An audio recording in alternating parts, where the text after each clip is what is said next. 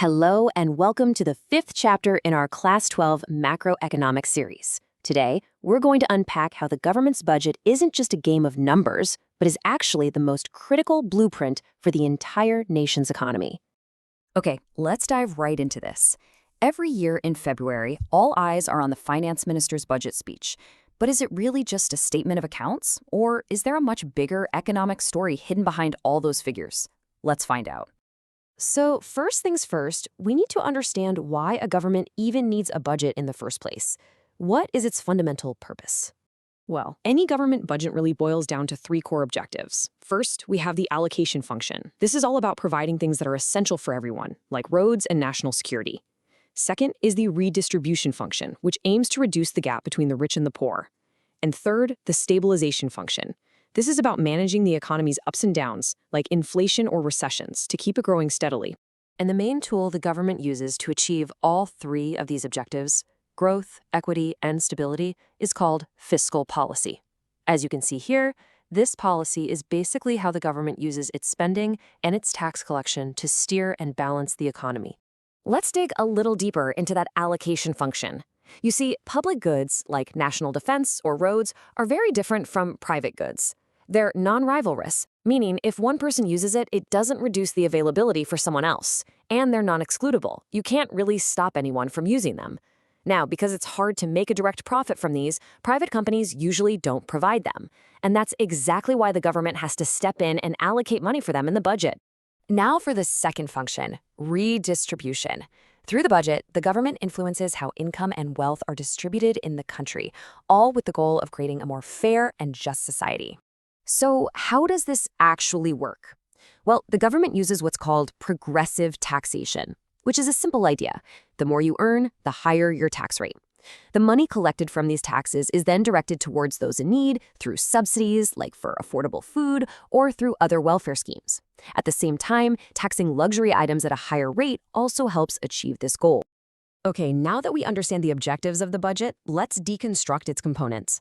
Every budget has two main parts, the government's income, which we call receipts, and the government's expenses, known as expenditure. The government's income, or receipts, comes in two flavors. First, there are revenue receipts. This is income that doesn't create any liability for the government or reduce any of its assets. Think of things like income tax or GST. On the other hand, you have capital receipts.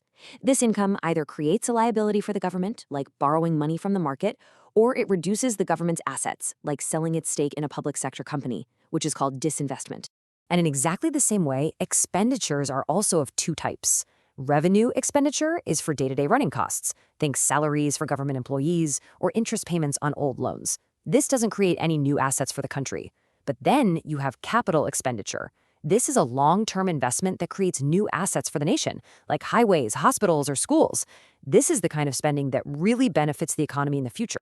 Speaking of revenue receipts, tax is the single biggest component. And in recent years, India's biggest tax reform has undoubtedly been the Goods and Services Tax, or GST. GST completely transformed India's indirect tax system. Its vision was one nation, one tax, one market.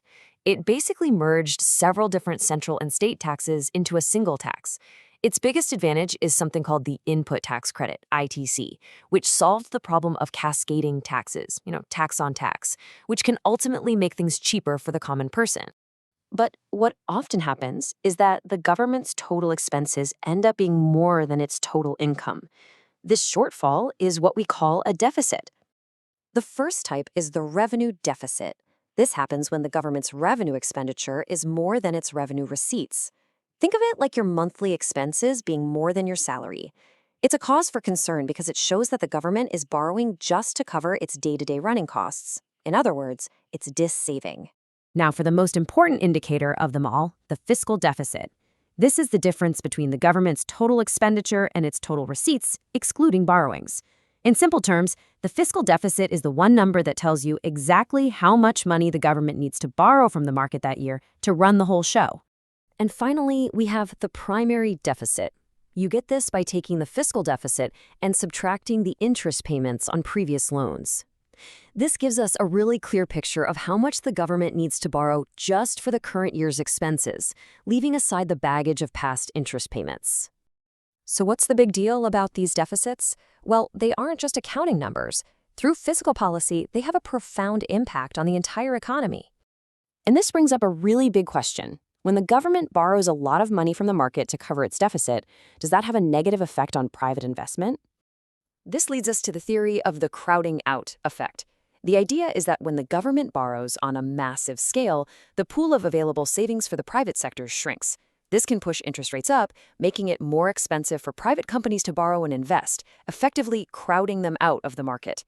However, economists are actually divided on this. The Keynesian view says that when the government spends more, even if it's by borrowing, it puts money into people's hands, which increases demand and boosts the economy. On the other side of the debate is the idea of Ricardian equivalence. This theory suggests that people are smart enough to know that government borrowing today will just mean higher taxes for them tomorrow. So instead of spending more, they save more, and the government spending ends up having no real effect on the economy.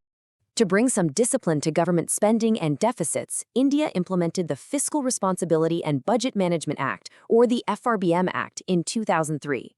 Its main purpose was to set targets for government deficits to ensure long-term economic stability. So that was a look at the blueprint of the government budget and the economy.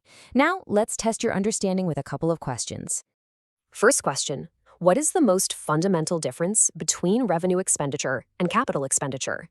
And as you think about it, consider how they each have a very different impact on the economy. And now for a more analytical question. How can a proportional income tax system act as an automatic stabilizer for the economy? In other words, how does it automatically help control economic booms and recessions? Definitely give that some thought. We'll see you in the next explainer of our series. Thank you.